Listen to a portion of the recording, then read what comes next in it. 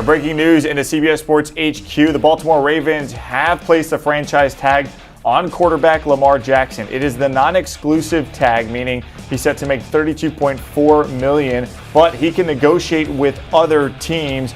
But the Ravens would have to match in that case, otherwise they could trade him for 2 first-round picks. The NFL franchise tag deadline, less than an hour away. This was a move that was expected. What kind of tag was really the big question.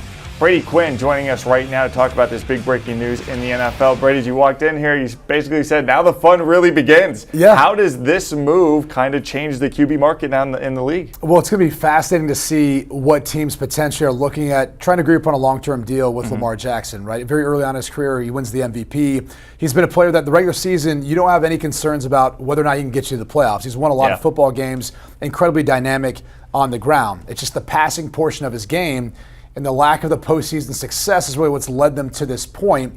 And I think the writing's been on the wall for a while. The Baltimore Ravens have not invested heavily in the wide receiver position during the course of his career there. Now, maybe that's in part trying to play more to his skill sets and what his strengths are, but we've also now gotten to the point where it doesn't seem like they want to invest into him long-term either.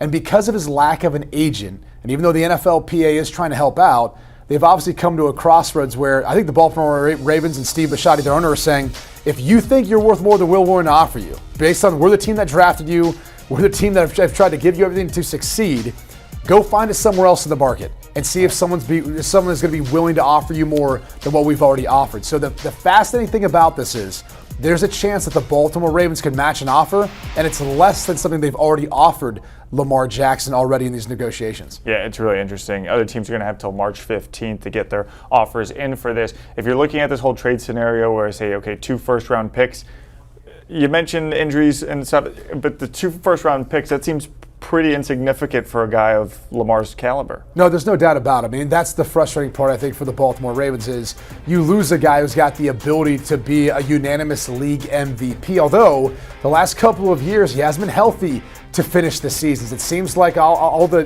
running outside the pocket, some of the other issues he's had is starting to catch up, and maybe that's some of the concern from the Baltimore Ravens, but there will definitely be some teams willing to give up 2 first-round picks depending upon what Lamar Jackson's looking for. That's the biggest question, is does he want that fully guaranteed deal like Deshaun Watson got? Because that deal was a unicorn. You're not going to find many owners that want to sign up for that, especially not for a quarterback that runs as much as Lamar Jackson does, given that he's led them with scrimmage yards basically over the entire course of his career there in Baltimore. So that's going to be a big-time concern. Again, Atlanta's, to me, is a team that makes a lot of sense. It's a need at the quarterback position. I think he could help elevate that team in a big way. They like to run the football as it is. You can make the case Arthur Smith is a bit on the hot seat too.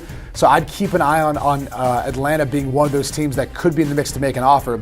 You do have to wonder, though, given the frustration that the Baltimore Ravens and Lamar had, now going over negotiations for years, how are they going to get this done in 8 days' time?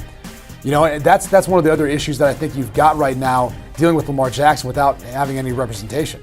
Do you think this is a point for Lamar Jackson where he should maybe think about representation considering the timeline of all this? Yeah, I mean, look, I think agents a lot of times get a bad rep, and the NFLPA, who's trying to pitch in and help out with all of this, they're really to blame. They're the ones that changed the standard representation agreement and really knocked down the fee that they try to tell players to take from agents. And the way they slotted the rookie draft salary pool now has almost made it basically a non-negotiation point because you only have 2 things you're dealing with, offsets and signing bonus. So they've really ostracized the agents from being a part of the process, and it's made it a little bit more difficult to get them more involved. But I would tell any player, at least have an attorney who's used to looking over these sorts of contracts so you know what you're signing up for, can educate you in that capacity at a minimum. And I'm sure there's a management team that Lamar is working with that does have that to give him some help in this case, or at least the NFLPA is in that regard. All right, Brady, let's get some fan bases excited. You already mentioned Atlanta. Any other ones on the fringe out there that say, you know what, hey, it might be time to kick the tires on this whole Lamar Jackson thing? I think Miami would be an interesting one, given where Lamar Jackson's from, to see if they would potentially be involved in the mix. And obviously, you've got Tua there. Still on his rookie contract, but there's a lot of concerns, I think, about him, concussions, injuries, moving forward, what that could look like. So Miami would definitely be another spot that I think you could potentially look at. There's a number of teams I think you could throw into the mix. I mean, maybe you look at the Houston Texans and say, would they be willing to go after a guy like Lamar Jackson that would create a buzz around that organization, or pretty much anyone outside of the Saints now in the NFC South? I mean, you could throw in the Tampa Bay Bucks, you could throw in the Carolina Panthers. Now, some of these teams obviously are in a position to be able to draft one.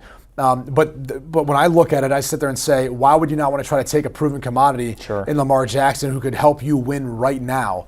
So there will be probably a number of teams in the mix. But again, I think Atlanta is the one that makes the most sense, given their cap space, the deep pockets of their owner, Arthur Blank.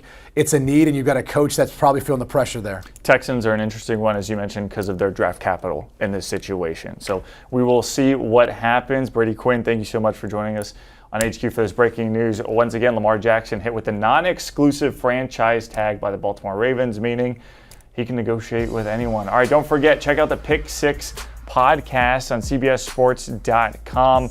Reminder, the franchise tag deadline in the NFL is coming up in just about 45 minutes at 4 p.m. Eastern here on HQ at 3:30. In about 15 minutes, we're going to have a full breakdown on what is going on in the NFL, all the latest breaking news with Lamar Jackson, Aaron Rodgers, and the rest of these superstar players who may or may not get tagged by the end of the afternoon.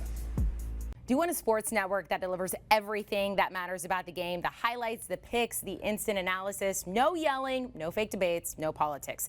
Hit the subscribe button and never miss a moment.